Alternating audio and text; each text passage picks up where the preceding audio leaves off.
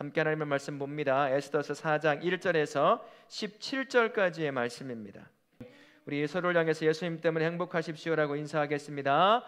예수님 때문에 행복하시기 바랍니다. 예수님으로 말미암아 행복한 우리 성도님들 되십시오. 아멘. 왕의 총애를 받는 하만이 이제 지위의 두 번째죠. 최고 권력자 두 번째 권력 서열에 오르게 됩니다.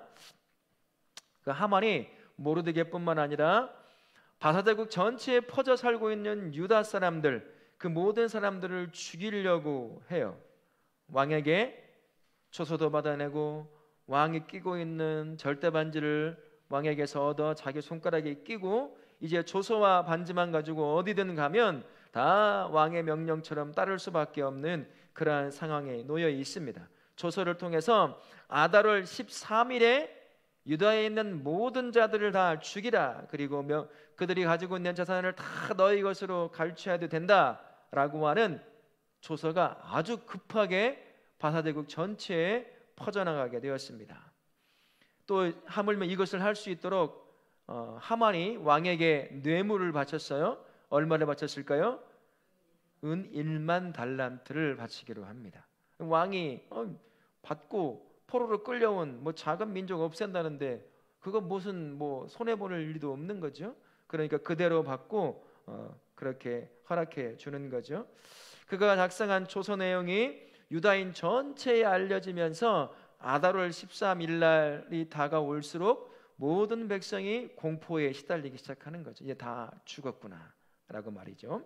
오늘 말씀이 바로 이러한 것입니다. 삶에는 믿음의 도전들이 끊임없이 우리 앞에 놓여 있습니다. 생각지도 않은 일, 그 포로로 끌려온 이민족 다 죽인다고 무엇이 달라지겠습니까? 그런데 모르드게 한 사람이 너무 마음에 안 드는 거예요. 꼿꼿이 서서 절하라고 하면 절도 안 해요. 그러니 그 한 사람에 대한 미움이 이 모르드게가 속해 있는 이 민족 전체에 확대가 되는 거죠. 그리고 나서는 민족 말살을 하려고, 홀로코스트를 일으키려고 지금 그러고 있는 거죠. 믿음을 갖고 살아간다고 하는 건 언제나 이런 내가 예상하지 못했던 방향으로 삶의 문제들이 다양하게 닥쳐옵니다. 한 가지 문제가 끝났으면 그 다음엔 편안함이 좀 있어야 될 텐데 기대하지도 않고 생각지도 않았던 방향에서 또 다른 문제가 엄청난 도전으로 다가올 때도 종종 있다라는 거죠. 유다 민족이 그런 것처럼 지금 예수를 믿고 살아가는 성도들이 그러한 상황에 놓일 수도 있다라는 것입니다. 그러한 자들 향해 어떻게 하나님께서 이 상황을 헤쳐나가게 만드시는지 오늘 말씀을 통해 함께 보면 좋겠습니다. 1절부터 9절 말씀 들어가 봅니다. 모르드게가 굵은 베옷을 입고 대궐문 앞에 있다는 소식을 왕비 에스더가 듣습니다. 첫 번째 질문입니다. 왕의 명령과 조서가 각 지방에 도착하자 유대인들은 어떤 행동을 하기 시작하지요? 애통하고 금식하고 울부짖고 베옷을 입고 제 누운 자가 무수하다. 이제 다 죽었다라는 거죠. 두 번째 질문, 모르드게가 에스더에게 알려준 것이 무엇이었습니까? 모르드게가 당한 일, 유다인을 멸망시키기 위해 바친 정확한 액수, 그리고 왕의 조서, 그 이야기를 해주고 있습니다. 에스더는 정확한 이유를 처음에는 알지 못했습니다. 삼촌이 왜, 그리고 다른 사람들이 베옷을 입고 그렇게 울며 그러고 있는, 특히 삼촌이 왜 그럴까? 그래서 좋은 옷을 보내서 다시 입히고 그것을 벗어보려고 했지만 그렇지 않는 거죠. 그리고 다시 한번 알아보니까 이제 엄청난 일이 뒤에서 일어나고 있었던 겁니다. 그런 것처럼 누군가를 돕고 섬기려고 한다면 그가 어떤 형편에 놓여 있는지 알아야 한다는 겁니다. 내가 이전에 이 사람을 섬길 때 이렇게 했으니까 똑같이 이 사람을 향해 이렇게 해도 되겠지라고 말한다면, 그렇게 행동한다면 상처를 줄 수도 있어요. 섬긴다는 것이 되려 더 큰 상처를 줄 수도 있는 것이다 라는 거죠. 그래서 교회와 성도는 사람과 세상의 고통을 먼저 알 수 있어야 한다라는 겁니다. 그리고 섬기는 자로 세워져야 되는 거죠. 섬길 때도 지혜가 필요한 겁니다. 우리 예수님이 그것을 직접 보여주셨어요. 우리 예수님이 어떻게 사람을 섬기는 것인지를 그가 온 몸을 다해서 보여주셨습니다. 우리를 섬길 때 그분이 첫 번째 선택하신 것이 뭡니까? 이 땅에 인간의 몸을 입고 내려오는 것이었어요. 낮아지는 것. 그게 예수님께서 나를 구원의 길로 섬기시기 위한 첫 번째 길이었습니다. 그러고 나서 인간의 몸을 입고 이 땅에 오셔서 왕이 되어 우리를 통치하셨습니까? 아니에요. 우리랑 똑같은 죄인된 모습으로 그렇게 사셨습니다. 한 가정의 장남, 지지리도 가난한 가정의 장남으로 어머니 아버지를 섬기고 동생들을 돌보며 그렇게 생계를 이끌어가야 될 시간을 30년이라고 하는 오랜 시간을 이 땅에 살며 저와 우리랑 똑같은 삶을 그렇게 몸소 다 겪어내셨습니다. 예수님이 우리를 이해하는 방식이 그것이었어요.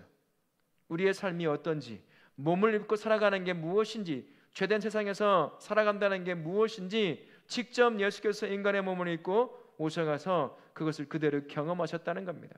그러고 나서 우리를 대신해서 십자가에 못 박혀 죽으셨어요. 누굴 대신해서요?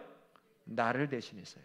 내가 죽어야 할 그 죽음을 예수님께서 대신 죽음으로, 그 죄인됨의 죽음이 무엇인지 그는 이 땅에 인간의 몸을 입고 오신 대로 온 몸과 온 영혼을 다해서 직접 다 경험하심으로 인간의 몸을 입고 살아가는 저와 우리가 어떤 고통 가운데 있는지 정확하게 이해하신 거예요. 그래서 그분께서 사람의 삶에 대해 말씀하시면 왜 우리가 그 말씀을 그대로 받을 수 있는지 그 원인 중에 하나가, 이유 중에 하나가 바로 예수께서 이 땅에 내 모습대로 오셔서 나의 모든 것을 그대로 경험하셨기 때문입니다. 왜요?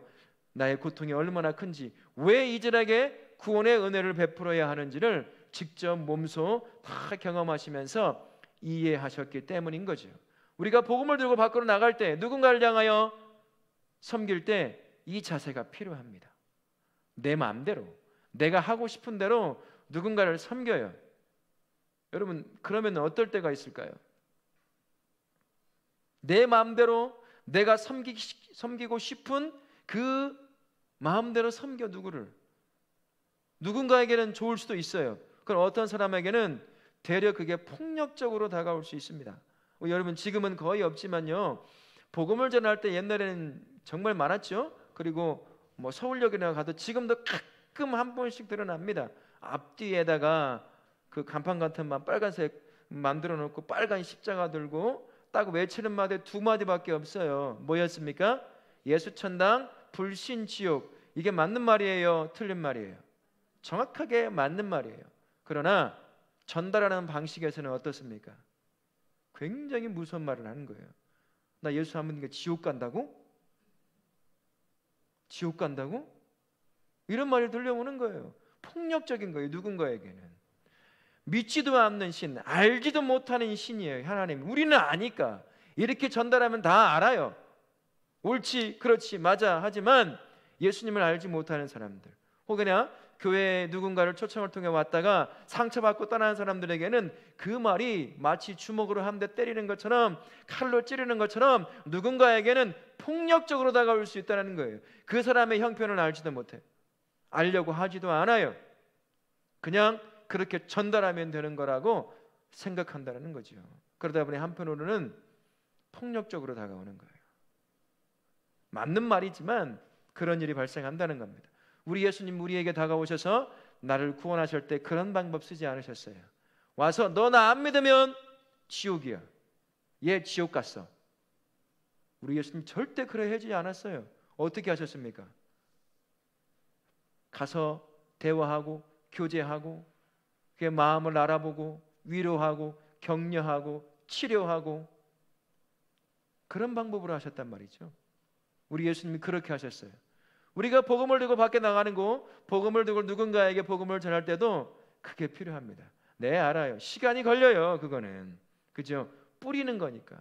근데 뿌렸는데 그 다음날 싹이 나고 열매 나길 바라는 것만큼 도둑이 어디 있습니까?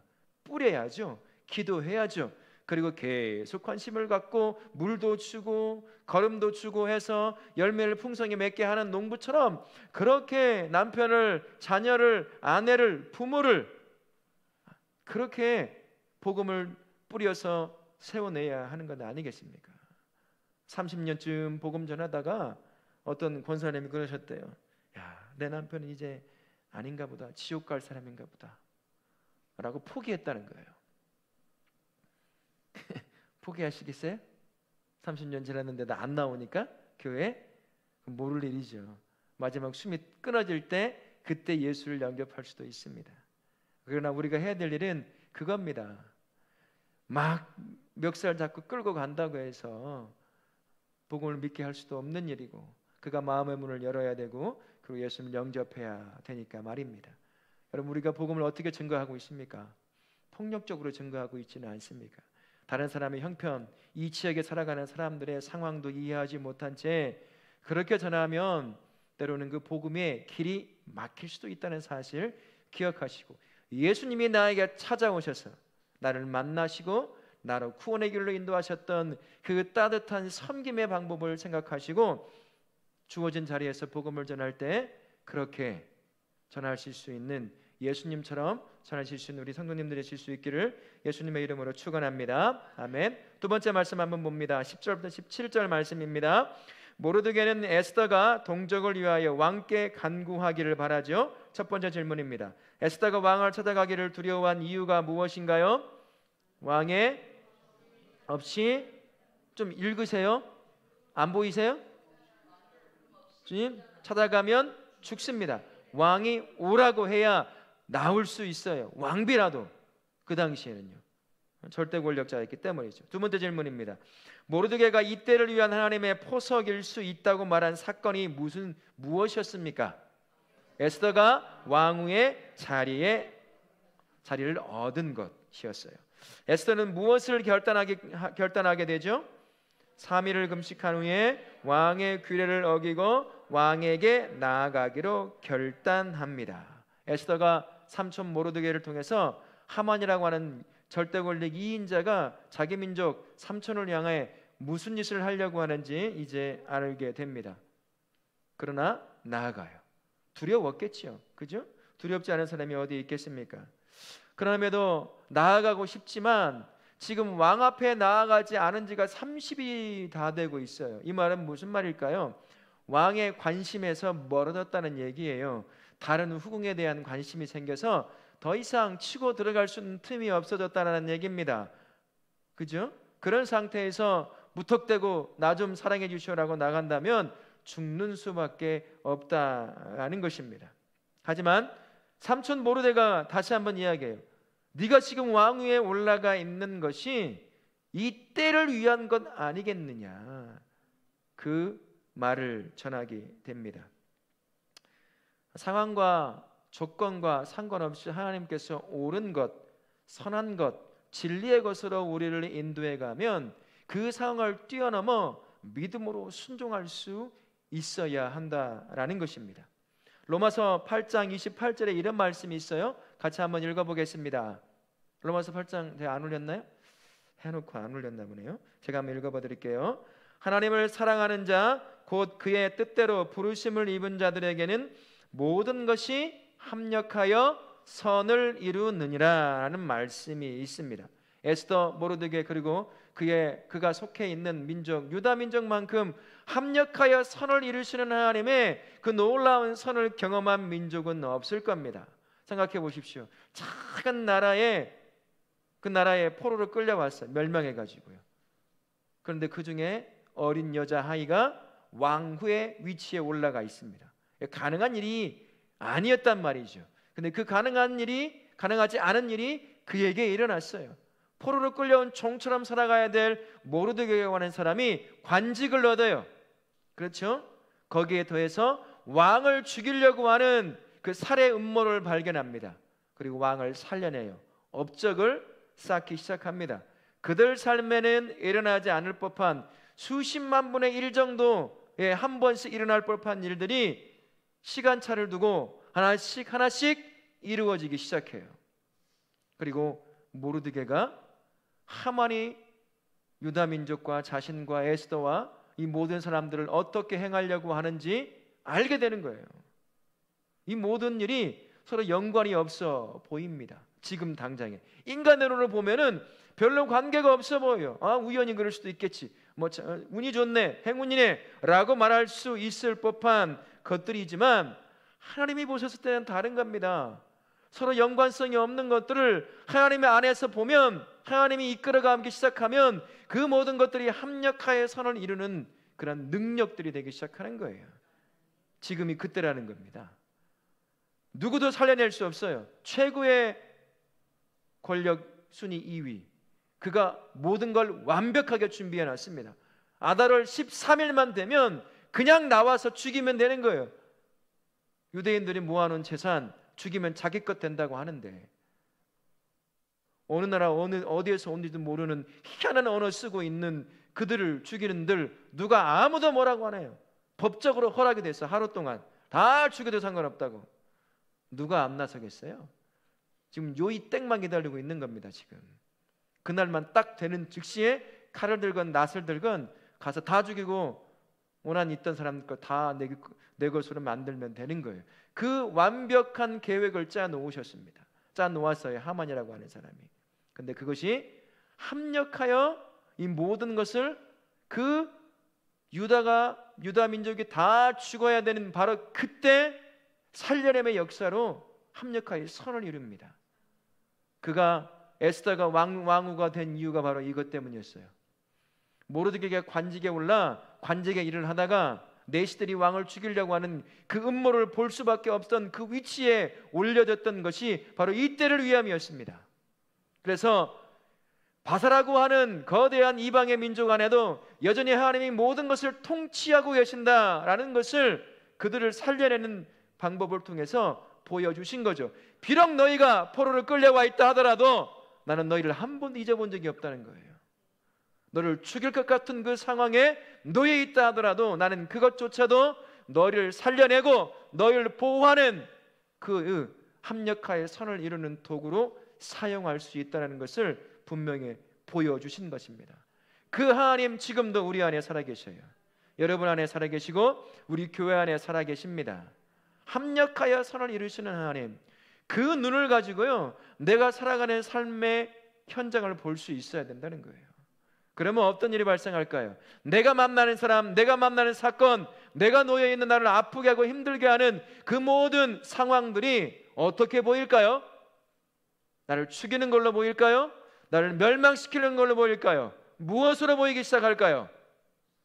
그럼 그것이 나를 어떻게 내 안에 하나님이 역사하시려고 지금 이 사람을 만나게 하셨을까? 지금 이 상황 안에 내가 놓이게 만드셨을까? 이 무시무시한 사건을 내가 왜 만나야 할까? 왜 하나님은 이 사건 앞에 나를 세워 놓으셨을까? 무엇을 이루시려고? 두려움도 있지만 합력하여 선을 이루시는 하나님이 그것들을 가지고 내 인생에 이루실 역사에 대한 기대감을 갖고 살아갈 수 있다는 것이에요. 우리가 그 하나님의 합력하여 선을 이루시는 그 믿음의 눈이 필요합니다. 여러분 기도하실 때 그런 눈을 달라고 기도하십시오. 그러면 여러분이 속한 상황에서 만나는 이런저런 일들, 그것이 여러분을 죽이고 원망하고 주저앉게 만드는 일이 아닐 수 있다는 거예요. 비록 힘들지만 이것이 나로 어떤 하나님의 역사를 경험하게 만드실까 기대할 수 있게 된다는 것이죠. 그러니 에스더가 그랬던 것처럼 합력하여 선을 이루시는 하나님이 어떻게 내 인생을 이끌어가는지, 그 합력하여 선을 이루시는 하나님의 그 관점을, 그 눈을, 믿음의 눈을 나에게 주십시오 라고 이렇게 기도하며 여러분의 사는 삶의 자리를 바라보실 수 있는 복된 우리 성도님들 되실 수 있기를 바라겠습니다. 아멘. 결국 생명의 위협에도 이 에스더가 왕 앞에 나아가기로 작정합니다. 에스더 두렵지 않았을까요? 결혼했지만 어린아이 여전히요. 20대가 안 됐을 겁니다. 어린아이예요. 왕에게 버림받듯 이젠 관심에서 사라져버리는 존재예요. 이전에 왕이 아하수에로가 자기 앞서 있던 왕후 와스디를 불렀을 때 나오지 않아 그 와스디가 어떤 벌을 받았는지 아마 소문을 통해 다 알고 있었을 거예요. 그 이전에도 그러고 나서 얼마 지나지 않아 또 누군가가 왕이 부르지도 않았는데 나갔다가 비참한 죽음을 당하는 것을 간접적으로 경험했을 수도 있습니다. 그래서 왕 앞에 나아간다는 것, 부르지도 않았는데 나아간다는 게 어떠한 극심한 공포를 불러오는지를 아마 에스더는 알았을 거예요. 그럼에도 불구하고 에스더가 왕 앞에 죽으면 죽으리라 라고 하는 마음을 가지고 왕 앞에 나아갑니다. 어떻게 나아갈 수가 있었을까요? 에스더가 한 일이 뭡니까? 기도하는 일이었어요. 기도만 했습니까? 아니에요. 금식 기도를 했어요. 똑같은 말이라고 하고요. 그 다음 뭘 했어요? 삼촌 모르드게에게 편지를 보내서 모든 사람들 금식을 시켜놨어요. 자기도 금식하고요. 하나님께서 합력하여 선을 이루셔서 자신의 백성 안에 역사를 일으키는 방법도 있지만 하나님께서 한 성도 안에서 역사하는 건 기도와 함께하는 교회의 몸된 지체들 때문일 수도 있다라는 것입니다. 누군가 인생의 마지막이라고 생각하고 교회에 와서 예수님 만나고 그가 믿음 안에 단단하게 세워지는 것, 여러분 저절로 세워질 것 같으세요? 저 같은 사람이 저절로 목사가 되었을까요? 여러분들 저절로 장로가 되고 권사가 되고 집사가 되었을까요? 내가 기도 잘해서요? 예배 잘 드려서요? 그럴 수도 있겠지요. 여러분 옆에 누가 있었습니까? 하나님이 여러분 옆에 누구를 붙여주셨어요? 누구요? 예? 누굴 붙여주셨어요? 옆에 보세요. 누가 있는지. 지체를 붙여주셨어요. 형제와 자매가 있단 말이에요. 물론 때로는 상처를 주기도 해요. 그러나 그것만 있는 게 아니잖아요. 내가 어려울 때, 고통당할 때 기도의 도움을 청할 수 있는 한 사람이 있다는 것, 그것만큼 성도 한 명을 믿음 안에서 단단하게 세울 수 있는 방법이 없어요. 아무도 없다고 생각해 보세요. 내가 고통당할 때 내 기도의 제목을 내놓을 사람이 아무도 없어요. 그 기도의 제목을 품고 자기 아픔처럼 기도해 줄 사람이 없어. 그 믿음이 설 수 있을 것 같으세요? 안 서요. 하나님께서 교회의 지체를 통해서 마치 에스더가 삼촌을 통해 덜덜덜 떨리는 몸을 가지고 스스로 3일간 금식하고 그리고 왕 앞에 나아가려고 하는 이 어린 소녀가 도움을 청할 수 있는 건 기도와 삼촌뿐이었어요.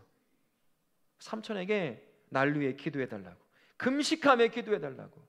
얼마나 어린 소녀가 겁이 났으면 그렇게 하겠습니까? 이 소녀가 그래서 담대함으로 왕 앞에 나아갑니다. 한 사람의 믿음의 사람이 세워지는 데는요, 혼자 설 수가 없습니다. 내 옆에 하나님이 지체로 세우신 형제와 자매가 있기 때문이에요. 그들이 나를 돕고 섬기고 나를 위해서 기도해주고 위로해주고 힘이 되어주니까 내가 믿음 안에 설 수가 있는 겁니다. 하나님의 역사가 그렇게 일어나요. 하나님은 초자연적인 역사를 일으키기 충분하신 분이십니다만, 그러나 우리 삶 가운데서 거의 모든 역사는 누구를 통해서 하나님의 역사를 이루시냐면 나와 함께하는 형제와 자매들을 통해서 이루셔요. 그걸 잃어버리면 안 됩니다. 옆에 사람 다시 한번 보세요. 날 위해 기도해 줄 수 있는 사람이에요. 내가 아플 때 같이 아파해 줄 수 있는 사람이 옆에 있는 형제입니다. 지나가는 아저씨 붙잡고 한번 날 위해 기도해 줘 보세요. 해보세요. 이제 정신 나갔구나. 그렇게 되는 거죠. 누가 날 위해 눈물 흘리며 기도해 줄 수 있겠어요? 근데 우리는 그걸 잘 몰라요. 그냥 조금 마음에 안 들면 뒤에 가서 그냥 이러고 있니라고 정신이 없어요. 정신이. 내가 이렇게 10마디 하고 있으면 다른 사람이 뒤에 가서 나를 향해 몇 마디 하고 있을까요? 100마디 하고 있을 거예요. 머리부터 발끝까지 죽일 놈이라고 씹고 있을 겁니다. 똑같아요. 내가 씹어대야 할 사람이 아니라 내가 기도해 줘야 될 사람, 내가 위로해야 될 사람, 내가 격려로 세워줘야 될 사람이에요. 나 또한 누군가에게 위로받아야 될 사람이고 격려받아야 될 사람이에요. 한 사람의 믿음의 사람이 세워지는 데는 이처럼 형제와 자매들의 기도와 협력과 위로와 도움이 필요한 것이라는 걸 꼭 기억하실 수 있기를 바랍니다. 그러니 옆에 있는 형제와 자매를 바라볼 때 귀중하게 여기실 수 있기를 바랍니다. 에스더가 왕 앞에 나아갈 수 있었던 건 모르드게 삼촌 때문이었어요. 삼촌이 뒤에서 얼마나 뛰었겠습니까? 모든 곳곳에 흩어져 있는 유다 사람들에게 금식을 선포하는 일이 여러분 쉽겠습니까? 이 급박한 시간에 어떤 사람은 뭐 하는 짓이냐? 도망쳐야지. 무슨 놈의 금식 기도야? 빨리 도망가야 살 수 있지 않겠냐? 너나 해! 부터 해서 많은 소리가 있었습니다. 그러나 삼촌 에스더가 그걸 다 붙잡고 사람들에게 금식을 선포해요. 결국에는 에스더라는 작은 여자아이, 겁 많고 두려운 그 아이를 통해서 다 죽을 수밖에 없는 아달월 제13일, 하루 더 지나서 14일이 축제의 날이 돼요. 행복한 날이 됩니다. 다 죽을 날이 모두가 살아나는 생명의 날이 됩니다. 그리고 그 날을 통해서 하나님이 여전히 우리를 사랑하시는구나, 내 눈에 보이지 않고 나라가 멸망하고 다 포로로 끌려와 이대로 끝날 것 같은 이대 끝났구나 라고 할 수밖에 없는 이 땅, 우리 하나님이 이렇게 우리를 살려내시는구나, 그걸 경험하는 날로 뒤바뀌어버리게 됩니다. 역전의 하나님이신 거예요. 그래서 우리 인생을 그렇게 역전시키시는 분이 우리 하나님이셔요. 또 후회가 좀 많이 되는 부분들이 있어요. 내가 만나는 여러 가지 어려움과 아픔들 가운데 이렇게 합력하여 선을 이루시는 하나님을 볼 수 있는 눈이 만들어졌으면 얼마나 좋았을까. 그때 아픔이 아니라 고통이 아니라 이것을 통해서 어떤 역사를 이루시길 원하셨을까. 내가 힘들다고 하니까 하나님이 이리 피하게 만드시고 저리 피하게 만드셔서 그 고통은 겪지 않았을지 모르지만 그것을 넘어서면 경험할 수 있을 역사, 그 역사는 경험하지 못한 것은 아닐까 하는 생각을 해볼 때가 있습니다. 여러분, 저도 그렇고 우리 다락계 모든 성도님들은 역전의 하나님을 기억합시다.